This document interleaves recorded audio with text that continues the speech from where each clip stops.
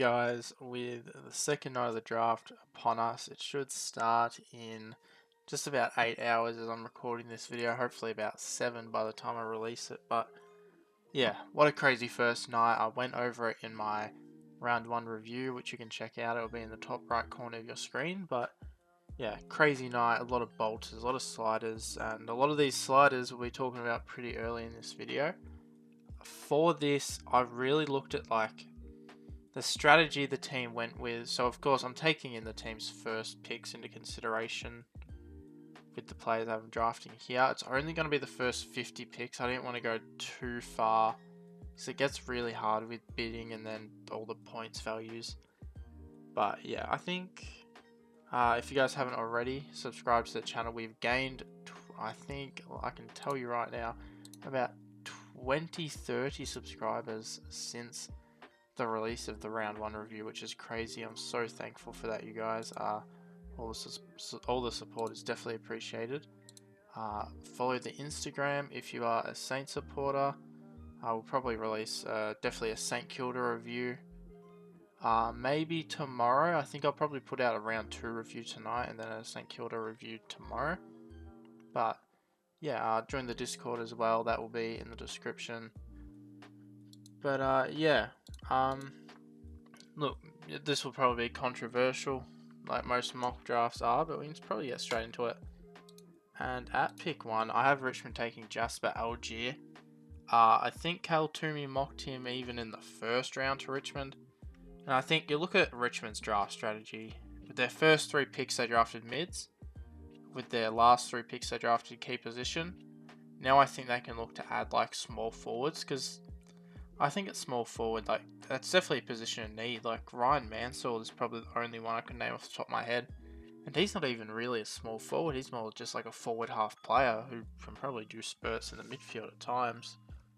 Actually, I think he almost led their goal kicking this year. Maybe he was second, but yeah, I think that forward line, you obviously add Fall and Armstrong to that, and Algier, or Alga, however you want to pronounce it, can be there to crumb and kick goals. He can probably play most games this year. Really rate him as a prospect, and I've gone backwards. And at pick 29, I've got the Bulldogs taking Tom Gross. Their big need is midfield, and I get that there's a lot of key position players who have fallen in this draft. And I was sort of going, I'm like, do the Bulldogs take one of these key position players? And I think I talked about in my last video about how, that once they get a competent coach, Norton's going to be in the back line.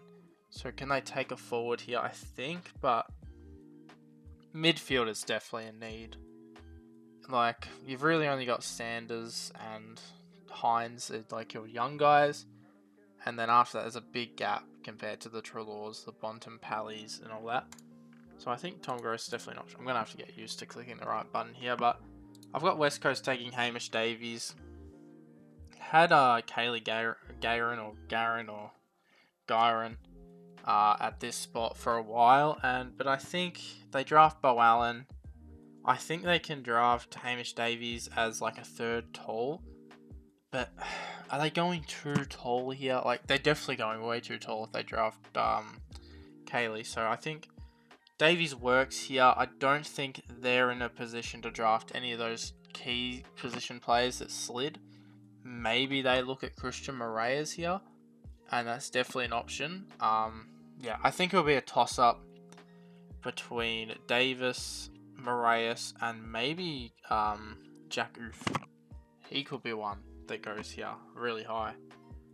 I've got to get used to this. But yeah, Christian Moraes I've got going to the Bulldogs. Again, adding to that midfield depth, I would love one of these Victorian mids to slide to St Kilda, but I just don't see it. And there's no trading, I might have said that before, but yeah, I think there's definitely going to be trades. Teams are going to want to trade up, Geelong are going to want to trade up to get an Alex Dodson.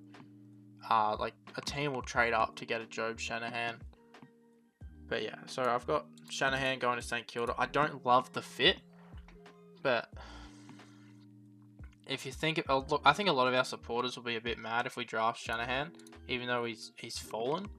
because we want mids, but you look at our first round strategy, it was just take the best available. And I think we do that again here with Shanahan. We can train him to be a defender if we really need. He can be a really good lead up forward to Max King. He's definitely a better lead up forward than the likes of Harry Armstrong would have been to King. So I think it fits. But again, I think a lot of our supporters will be in a bit of a stir because we didn't grab King, or we didn't grab a midfielder, I should say. Then at Port, I've got them taking Alex Dodson. I do doubt that he'll be on the board at this point because a team will trade up and just, like, grab him, like a Geelong will. But yeah, look, I think it makes sense. You got Soldo on your list right now.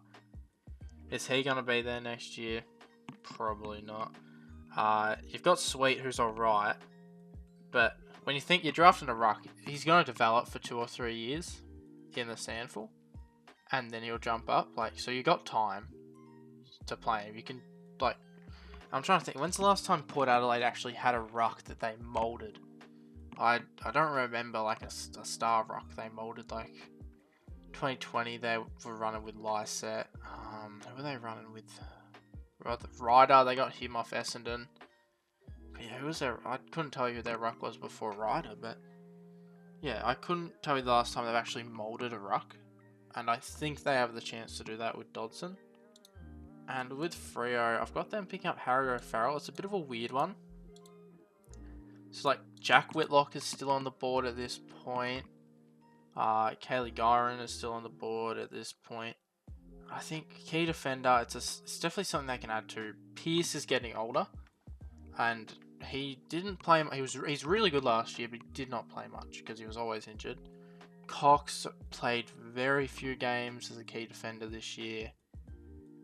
They have another one. I'm trying to remember. Like Ryan's not really a key defender, but yeah, I think O'Farrell again. Sort of you mold him 2-3 years, he can become a really good key defender for that team. And that means I've got Jack Whitlock falling all the way to Hawthorn, which is crazy. This would just be the steal of the draft if this happens, if a team does not trade up. But realistically, I don't see any of these teams above Hawthorn taking a shot on Whitlock. Like the Bulldogs maybe, but they really need midfield depth. West Coast don't need key forward players. Richmond don't need any more keys. St Kilda could, but they pick up Shanahan. Port Adelaide probably need a key forward. Maybe Port go Whitlock, but then you've got the the second best South Australian talent in the draft here. He's slid. He was supposed to go pick 23, and you're going to grab him at pick 33. I think you just take that shot. And then Freo, I don't see a link there. I don't see them needing key forward when you've already got Tracy, you've already got a miss. I just don't see the need for that. And GWS, I've got them picking up James Barat, key defender, key forward, bit of a utility type from Bendigo. Yeah, look, it's a bit hard to pick with GWS because they draft really weirdly. They could take a player who I ranked 50th, but I think James Barat is probably just the best player on the board. I think they can grab him here. And then Essendon, I think they grab Kaylee Garron here. Honestly, I forgot how to pronounce it. It's gone past my head, but yeah, I'll go with Kaylee Garron for the rest of this video. But yeah, he falls to them perfect. Look, you've got he can play full forward this year and then mold into a ruck. So you got to think about. And this is why I've probably got them taking a ruck here. When you think of Essendon's ruckman, you've got Todd Goldstein. It's probably his last year. It was probably his last year 4 years ago. You got Nick Bryan. Who knows?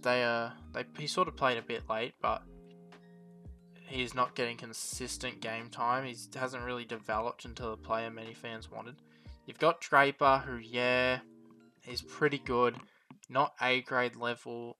I worry when he goes forward. He can kick goals out of a ruck contest. I'll give him that, but I don't think he works as like a forward. And I think that's where Kaylee Garron can come in and work and sort of back up, because there's Nick Bryan trade rumours every year. He could get moved next year, so who knows. I think they can afford to take interstate talent. Then Port Adelaide, Angus Clark. Yeah, so they're going to go South Australian again here. But I really like Clark as a defender. I think he can somewhat replace Houston in a few years. Obviously, does Angus Clark ever become an All-Australian? I hope so. I hope he becomes an All-Australian. But, yeah, I think it just makes sense picking up defenders. I'm really not sure how to feel about Port Adelaide next year.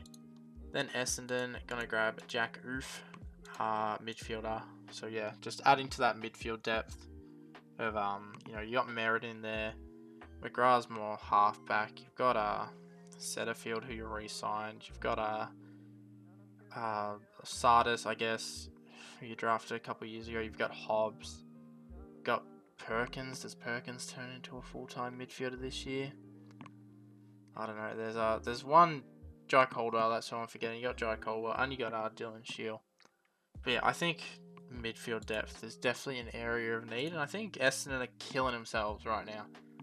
And fans will be mad because they weren't able to trade back into the draft after a Kakro bid, but from everything I heard, it was so hard to trade into the draft last night. So many teams tried and so many teams failed. So I think you should just be happy picking up these players here. Then Carlton, I've got them escaping a Camprioli bid, obviously, that they're picking. I've got them picking up Noah Mraz. Like, when you think of their key defense, you've got Wiedering. I don't know why I'm forgetting so many players' names, but you got Wiedering obviously as your fullback. Then you got McGovern, who can play defense, but he can also swing forward. You got Kemp, who can play defense, who can also swing forward. So I think key defender is a bit of a need for them, and I think it's a good pick to pick Mraz here. I think he can definitely be a partner to Wiedering.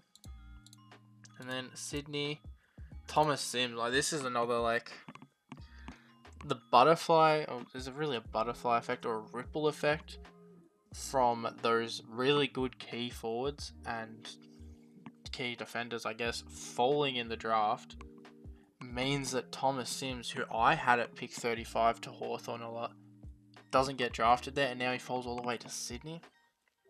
Now, knowing Sydney and knowing what they did in the first round, they're probably going to take a really weird player here and not take Thomas Sims, but I think it makes sense for Sims to go here. And then at pick 42, it's going to be a Geelong bid. Geelong are going to bid on Lennox Hoffman.